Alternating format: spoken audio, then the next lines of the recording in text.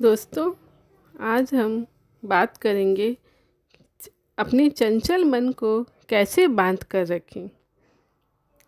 इंसान का मन बहुत चंचल होता है और इस कारण इसे हमेशा किसी बंधन की आवश्यकता होती है ताकि ये कभी अपनी सीमा ना लांघे। एक बार अगर ये आपकी पकड़ से छूट गया तो आपके जीवन में कलुषित विचारों और व्यभिचारों की बाढ़ आ सकती है। यह मन आपको हमेशा भटकाता रहता है। अगर आप में थोड़ी सी भी दृढ़ता की कमी है तो शायद आप अपने मन के गुलाम हो जाएं और आपका पूरा जीवन ही व्यर्थ हो जाए। इस मन को नियंत्रण में रखने के लिए एक संत कितने जतन करता है, लेकिन एक सांसारिक व्यक्ति के पास ज़्यादा समय और रास्ते नहीं होते। कबीरदास ने अपने मन को नियंत्रण में रखने के लिए एक रास्ता सुझाया है जो सभी ग्रस्त और सांसारिक व्यक्ति के लिए आसान भी है और प्रभावी भी।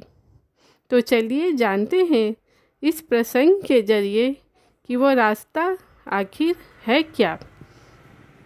एक दिन एक युवक कबीरदास के पास आया और कहने लगा, गुरुजी, मैंने अपनी शिक्षा पूरी कर ली है और अब मैं अपना अच्छा बुरा समझता हूँ, लेकिन फिर भी मेरे माता पिता मुझे निरंतर सत्संग सुनने की सलाह देते रहते हैं।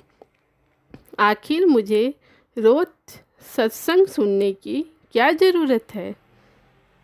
कबीर जी ने उस युवक के प्रश्न को सुना, लेकिन प्रश्न का उत्तर ना देते हुए एक हथौड़ी उठाई और पास ही जमीन पर गड़े एक खूंटे पर जोर से मार दी।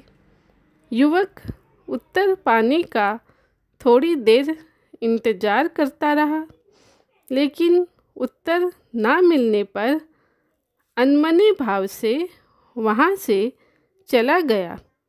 अगले दिन वह फिर कबीरदास के पास आया और कहने लगा, मैंने आपसे कल एक प्रश्न पूछा था, आपने कोई उत्तर नहीं दिया।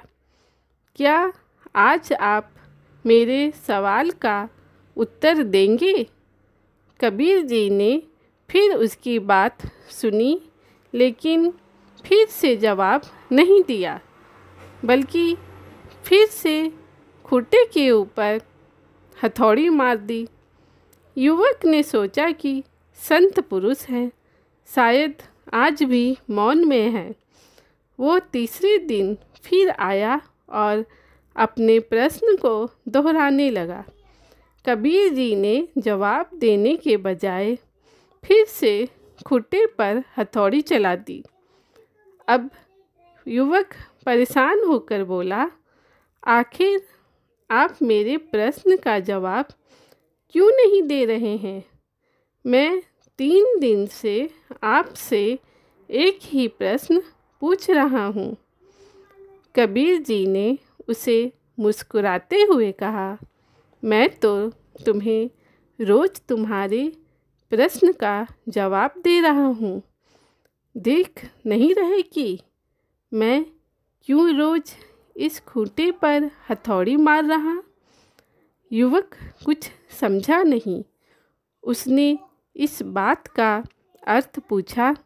कबीर जी ने कहा, मैं इस खूंटे पर हर दिन हथौड़ी मारकर ज़मीन पर इसकी पकड़ को मजबूत कर रहा हूँ।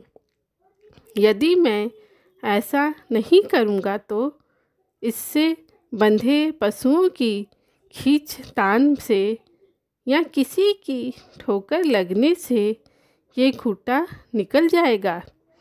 यही काम हमारे जीवन में सत्संग हमारे लिए करता है। वो हमारे मन रूपी खूंटे पर निरंतर प्रहार करता रहता है ताकि हमारी सद्भावनाएं दृढ़ होती रहें। इसलिए सत्संग सुनना हमारी दैनिक जीवनचर्या का अनिवार्य अंग होना चाहिए। धन्यवाद।